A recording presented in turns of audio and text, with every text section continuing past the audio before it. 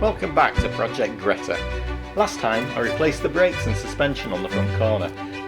Today we're diving deep into the heart of 1960s climate control technology.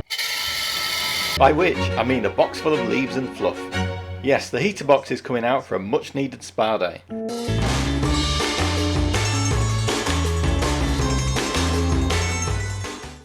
But before all that excitement, I'm going to remove the scuttle. Or as the Americans call it, the cowl. But let's be honest, scuttle sounds funnier, like something you'd find a crab living under, which frankly wouldn't be surprising given the amount of moss I've just scraped out.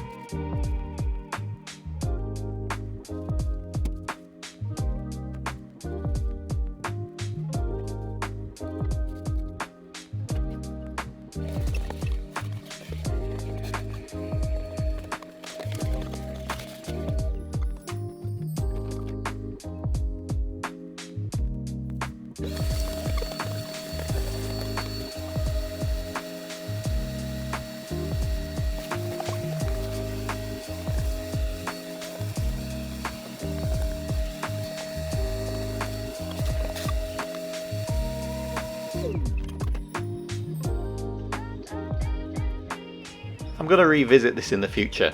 At the time I didn't have any hydratated for the rust or the body coloured epoxy primer, but when I get some mixed up to do the boot floor I'll be giving it a coat in here too. Onto the heater box. I'd actually taken the blower motor out to test and paint before filming this bit. Okay, so this is the heater box. As you can see, got a nasty crack along there. So my plan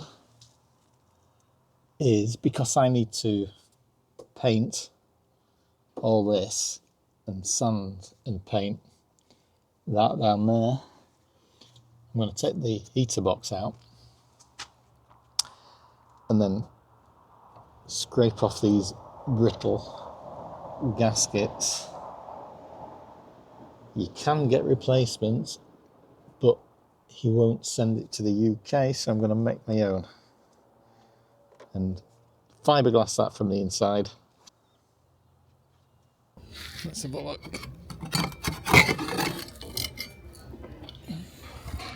Not as bad as I thought.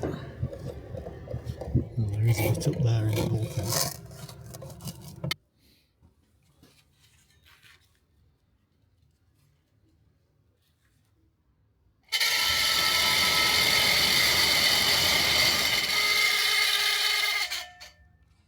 Bit squeaky.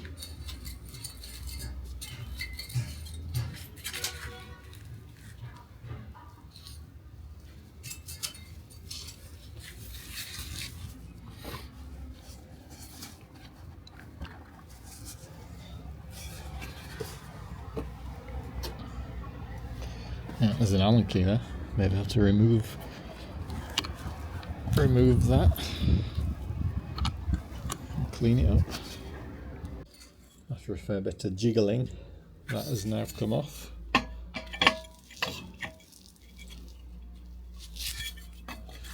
Give that a clean. Give this a shot blast.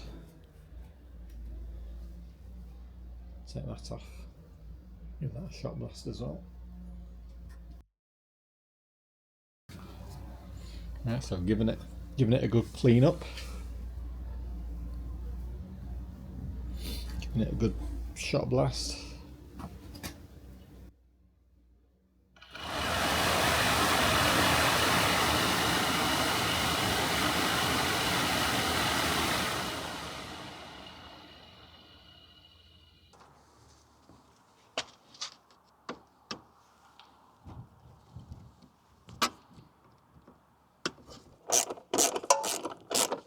Once all the screws were removed, this was the only thing holding it to the car. I was able to get that unwiggled, and as you can see, you've got a big mouse nest. That's the reason why I wanted to take it off. And you can see just how badly the seal has deteriorated.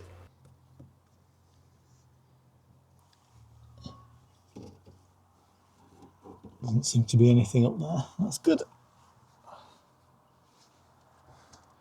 That's in the car, so that's all right.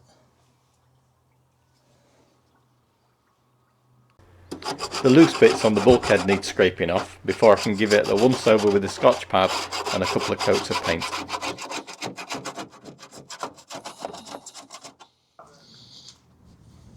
Then Dave and Helen arrived in the TVR. We did a video on how crap his car is, so if you've not watched it, why not?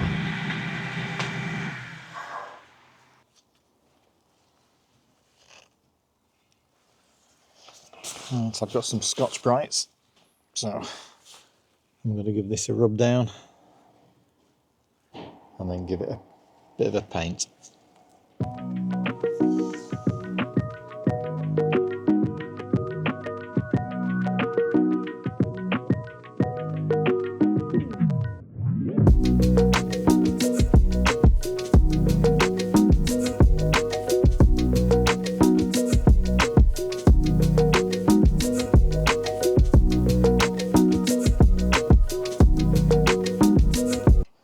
I always love buying stuff off these guys. Me and Ryan had a chat about what paint to use under here. We tested a couple of spray cans that we had knocking around, and we found that Dinatrol 445 Black Stone Chip looks most like factory and will be the best as it's hard wearing. And it did come out pretty good.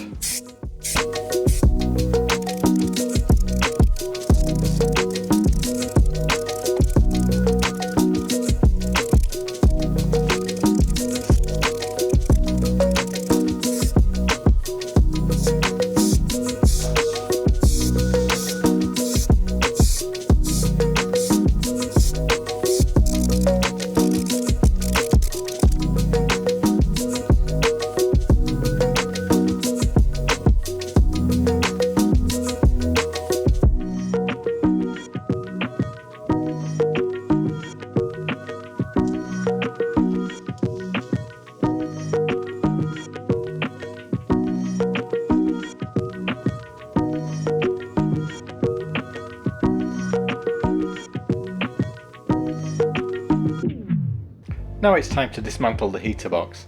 The plastic is quite brittle and cracked in a couple of places, so we'll need some fiberglass repairs. It's also riveted together, so those will need drilling out. And this is Autumn, one of the quality control inspectors.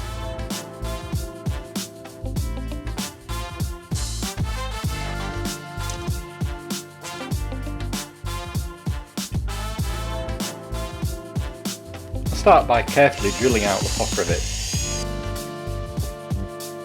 and then use the trim tool to separate the back.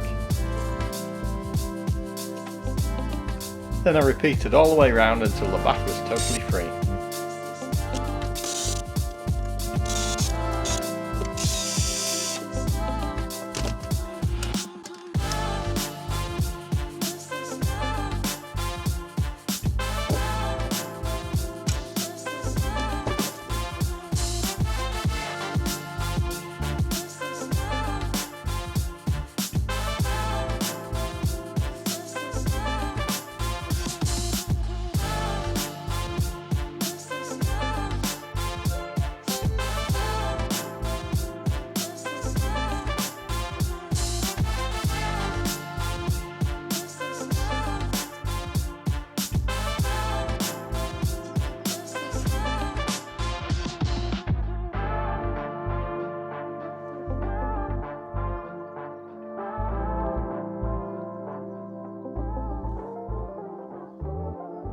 The footage I took of the first repairs I did didn't come out, so it skips ahead a little bit here.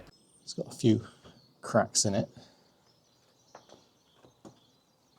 I repaired this side last time, but still a bit rough around the edges here. So I'm going to have to going to have to fill that before I can paint it. Now we also need a seal for this, which you can't buy in this country, and the suppliers of them in the States won't send them over here, so I'm going to have to make my own. So I'm using this as a template. Going to cut it out and then see where we go from there. This needs some repairs to it. Not there, that's a bit cracked there, and that's broken there.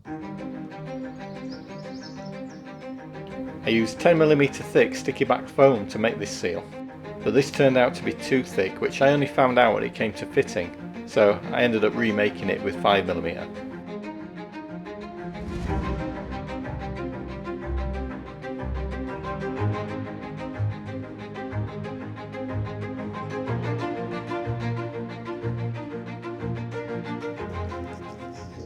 Right, may need to do a little bit of trimming, like up there, but it is generally the right size.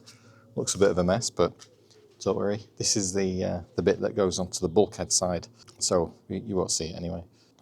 Right, so next, just need to clean up the remnants of the old seal, and then do some repairs. And here we are, repairs done. They're not the best repair in the world, but they'll do.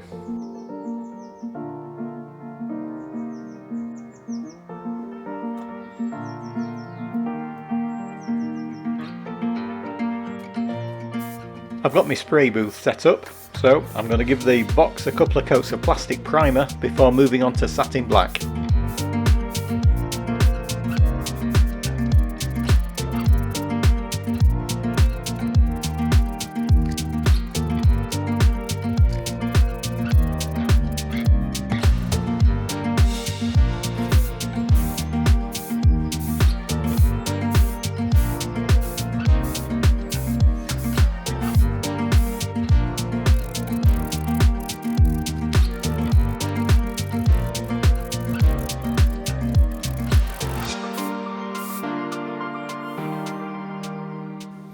Right, inside we've got a little flap.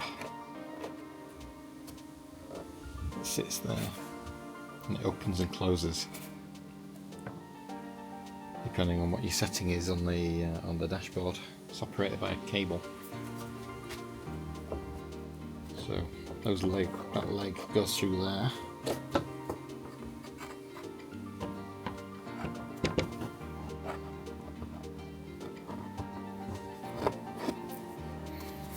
Like so, and that sits in the hole.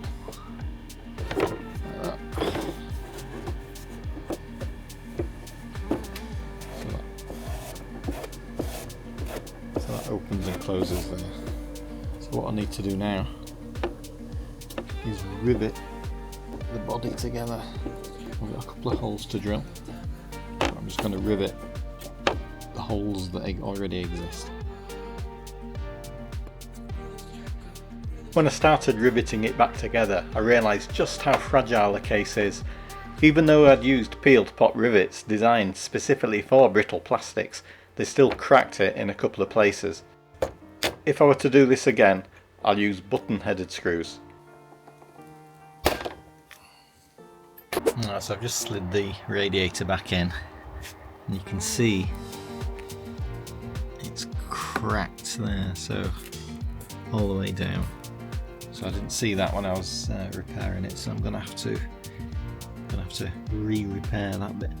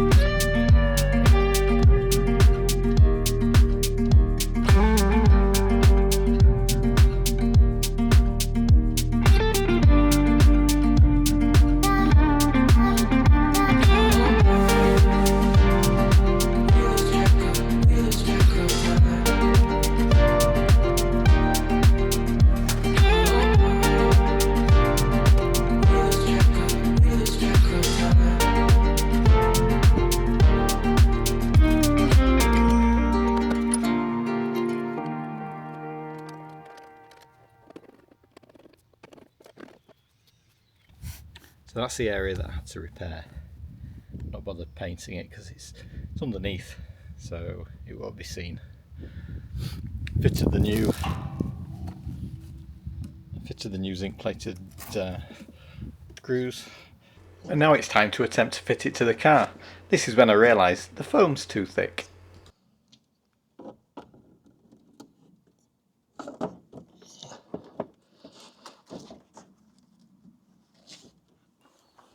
So the problem I had before was the foam on the back here was 10mm deep. So when you put it on there, it wasn't allowing you to push it in enough to get the nuts on here. So I've replaced that with 5mm in the same pattern that it was on previously. So hopefully this should fit nicely.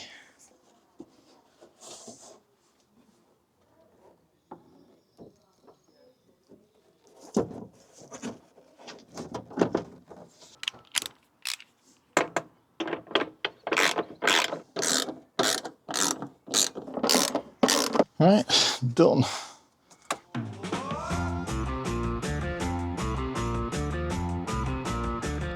That's it for this episode. Next time I take the other wing off and rebuild the suspension on that side. See you then.